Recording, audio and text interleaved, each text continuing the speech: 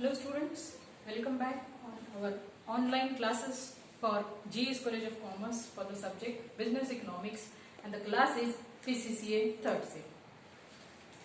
Before we start our discussed topic, that is schedule of law of returns to scale along with its diagram and what exactly is the definition of these topics which are included in this diagram. So in the last lecture we have seen what is law of law of returns to scale. Now what are the assumptions? We will just revise that in which situation or when the producer is applying for his production activity law of returns to scale. When he is undertaking law of returns to scale, that we have discussed in last lecture. So what were the assumptions? The very first assumption was all the factors of production, all the input factors. See, factors of production means input and input means factors of production. And these factors of production are land, labor, capital and entrepreneur. Entrepreneur means the producer himself. So we always talk about land, labor and capital. So when the producer decides to make certain changes to in input and to take the output, okay, means to judge the quantity of all the produced goods and services, he is allowing himself to vary factors of production.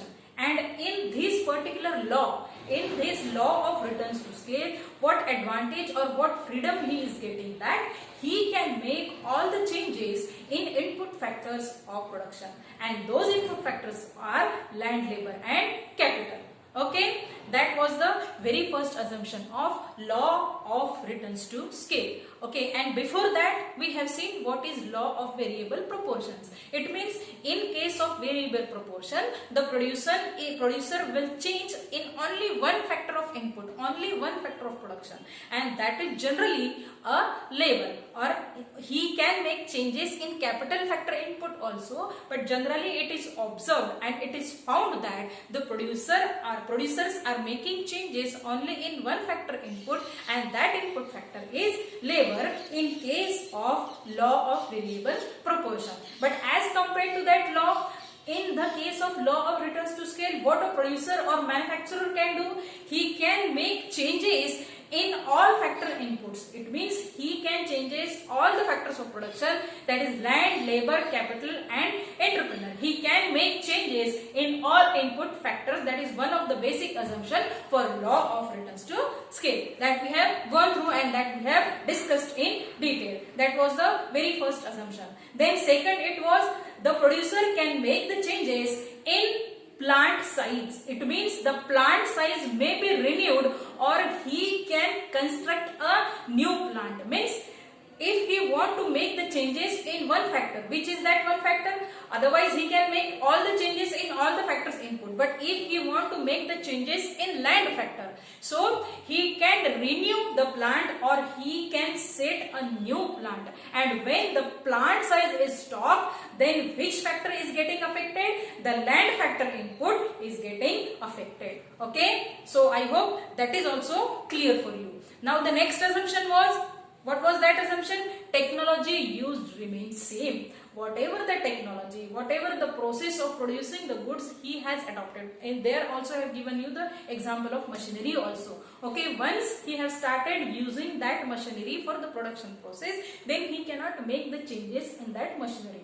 Okay, before starting the production process, he has to check the machinery, whether the machinery is working properly, whether some spare parts are going to be changed. So all the examination, all the evaluation is done before starting the production activity, so that he need not to make changes in that particular technology he used. Okay, then what was the last point which we have seen? That all factors, the producer has a freedom to change all input factors of production in case of law of returns to scale. Okay, and last point of the assumption of law of returns to scale was physical units. Means profit factor is ignored. Okay, producer will not think about his profit margin. Only the input factors are emphasized. It means only land, labor and capital, that input factor, the combination of input and output. In that case, the input factors, all the factors of input, that are those factors are the physical factors or physical units are changed. Okay, profit margin is ignored. Those were the assumptions we have discussed. And now here we will see the schedule of law of returns to scale. Before that, it is very clear. Means in the earlier 2 or 3 sessions, I have told you how to calculate marginal product, what is total product, that everything I have explained you. This particular law, this law of returns to scale has 3 stages. Okay, first stage is increasing returns, second stage is constant returns, and third stage is diminishing returns. Now what is this returns? The scale, the volume of the production. Okay, there should not be any effect on the output, means production, the total quantity of goods and services which are to be produced by the producers, that should not get affected. So he is making changes from his side. He is deciding which factor input should be changed, what are the input factors of production that should be changed in case of law of returns to scale. And considering that changes, he has to think thrice, he has to think twice, that shall I make some changes so that my output or my quantity produced should not get affected. It means what? The capital which he is going to make changes in the capital input, the labor input he is going to changes, how these changes are going to affect his production functions is counted in these stages. Okay, what the first stage, second stage and third stage. Okay, the first stage of law of returns to scale is known as increasing returns. What is that?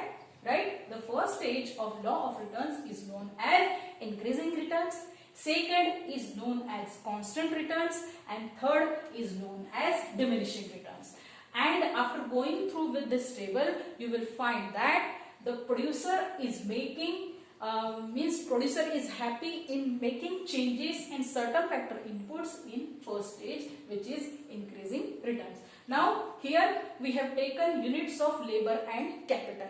Okay, now second column is for marginal product and third column is for total product, and the result of all this is written here in remark. Okay, in remark, what you see or what we find that after making certain changes, what is the result of those changes? Okay, if see here marginal product, total product, and these are the remarks. So in first stage or in first column, okay, if the changes are made in the labor and capital input, so marginal product will be 200, whereas total product is 200.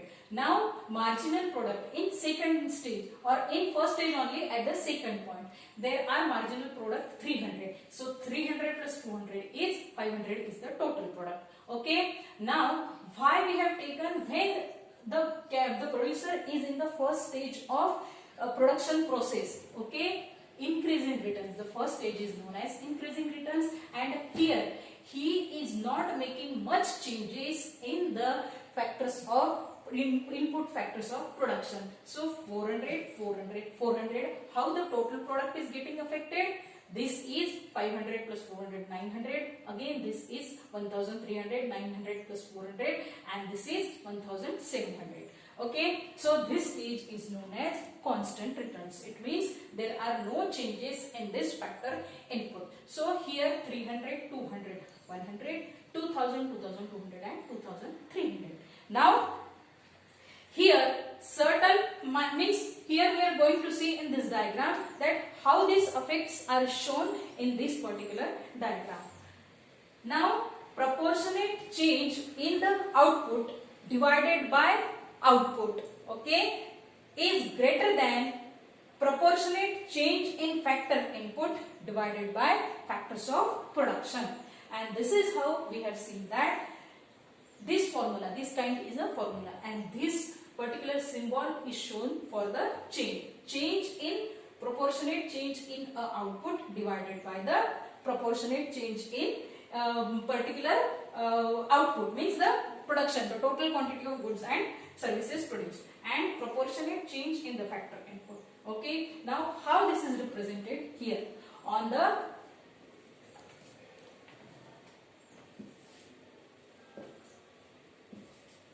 OS axis, it is units of factor input and it is a marginal product. Now these stages are drawn here in increasing returns to scale, that is proportionate change in output is greater than proportionate change in factor input. In the second stage, proportionate change in the factor input is equal to proportionate change in the factor's input. Then proportionate change in the output is less than proportionate change in the input. So these are known as the scales, means stage 1, stage 2, stage 3. Now we will discuss, because unless you understand this, the points will not be clear here. So we will go into this discussion. What is increasing returns to scale? Now what is that? When output increases more than the increase in input, then it is said increasing returns to scale. When output increases more than increase in input, then it is said increasing returns to scale. It means what? For example, here the example is also given. Input of the firm is increased by 15% and output is increased by 14%, then it is said increasing returns to scale. This is the stage where in the first stage the producer would like to make changes in input because output is getting increased more than the input percentage. That is what is increasing returns to scale. Second is constant returns to scale. Now constant returns to scale says what? Where there is an increase in the input by 20% and output is increased by 20%, then it is constant returns to scale. See, here we have made no changes in this particular marginal product, so it is constant returns to scale. Now decreasing returns to scale. Now when there is an increase in the input but output increases output decreases, then it is decreasing returns to scale. Now how we will represent this? For example, input changes is by 10%. It means all the factors of production, land, labor, capital are increased by 10%, but the output is increased only by 5%. It means less than input factor. Then it is known as decreasing returns to scale. Here we have written input increases by 10% but output is only by 5% increase, means in the same proportion output shall be increased, rather it should be at increasing scale, means the output should be increased more than the input percentage. But when it is not taking place, it means when there is a situation where the input factors are increased in more percentage. It means what? Percentage means what? Land, labor and capital. He is employing, means the producer is employing more number of laborers. Okay, highest number of capital, means he is putting more money also. At the same time he is making changes in the land factors also. The land acres is also increased. New plant is also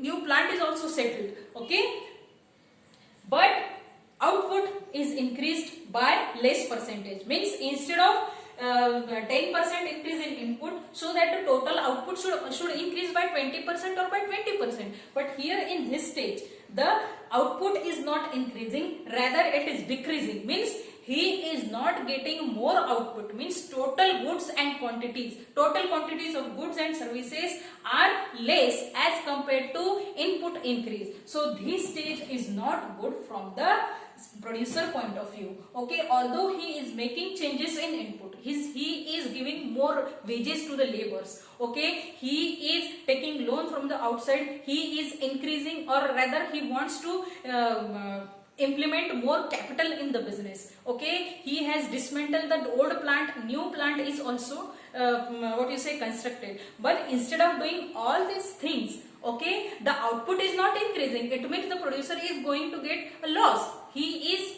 in loss. So that is not a preferable stage from the producer point of view. Okay, rather this stage will be okay for him. It means constant. Okay, whatever the input is increased, in the same proportion the output is also increased. Still he is happy. The no profit no loss situation.